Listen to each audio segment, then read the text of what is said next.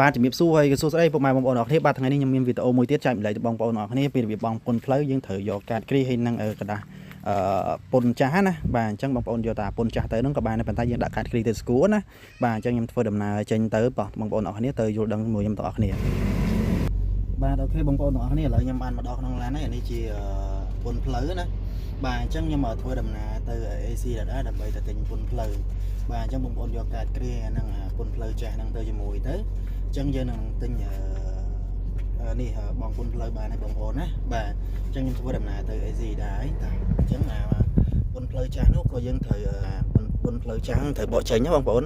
បាទអានេះគេហៅពុនផ្លូវអានេះគេហៅឈៀកបាទហើយនេះគេហៅគល់មញ៉ែតណាបាទអញ្ចឹងបងប្អូនត្រូវដឹងថា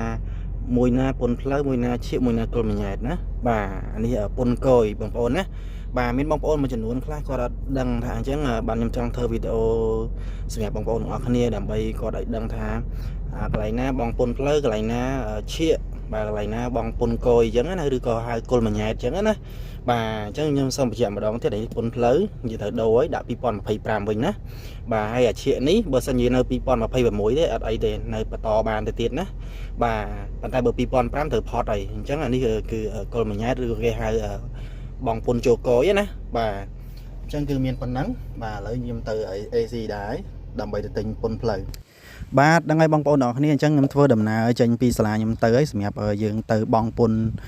ផ្លូវនៅ AC លីដាណាបាទអញ្ចឹងចេញពីសាលាខ្ញុំទៅនេះខ្ទង់ប្រហែលជាខ្ទង់2នាទីទេដល់ AC លីដាហើយសាលារបស់ខ្ញុំនៅជិតសាលាបឋមសិក្សាតាពាំងរិស័យណាបងប្អូនណាជាប់លបងសាលាបឋមហ្នឹងហើយទល់មុខផ្ទះចុងភៅនៅខេងបងប្អូនណាបាទអញ្ចឹងខ្ញុំបានធ្វើដំណើរទៅហើយអញ្ចឹងចង់ធ្វើវីដេអូនេះចង់ធ្វើប្រាប់បងប្អូនអរគ្នាចិត្តផុតការបងពុនផ្លូវបងប្អូនណាបាទអញ្ចឹងខែ11ចូលខែ12គឺផុតហើយបងប្អូនណាបាទអញ្ចឹងគឺចង់ខែ11ហ្នឹងគឺយើងអាចនៅបងបាន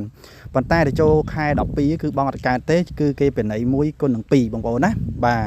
អញ្ចឹងគេពិន័យឯងផុតតែមួយថ្ងៃក៏គេពិន័យដែរបងប្អូនណាបាទអញ្ចឹងរស់រាន់ទិញទាំងអស់គ្នាហើយជាសារដាស់តឿនឬក៏រំលឹកបងប្អូនអរគ្នាក្នុងវីដេអូនេះដើម្បីឲ្យយើងទិញបងពុនផ្លូវកុំឲ្យខកខានអញ្ចឹងបងប្អូនណាបន្ទាប់ពីវីដេអូនេះហើយខ្ញុំនឹងធ្វើវីដេអូពីលក្ខណៈបិទពុនផ្លូវអញ្ចឹងណាបងប្អូនមួយចំនួនខ្លះក៏អត់ដឹងពីការបិទអីចឹងខ្លាចខូចពុនផ្លូវបងប្អូនអរគ្នាណាបាទអញ្ចឹងនេះខ្ញុំមកដល់ AC ដែរបងប្អូនអរគ្នាបាទ AC ដែរនៅខាងតាពាំងអស័យណាបងប្អូនអរគ្នាបាទឥឡូវខ្ញុំមកដល់ហើយពងស្រែស្រង់ដាក់ឡានតែយើងបាច់យកឡានមកក៏បានដែរបងប្អូនយកតាពុនចាស់ហ្នឹងមកបងក៏បានដែរបាទអញ្ចឹងខ្ញុំប្រាប់ឲ្យហើយបាទឥឡូវគាត់ស្រែស្រង់ឲ្យខ្ញុំដាក់ហើយចំទល់មុខបាទ AC ដែរដាក់ចំផ្លូវបាទអញ្ចឹងខ្ញុំបានកដាស់លេខរៀងអីអញ្ចឹងខ្ញុំអង្គុយចាំបាទចាំមកសធុះទៀតគឺនឹងបាន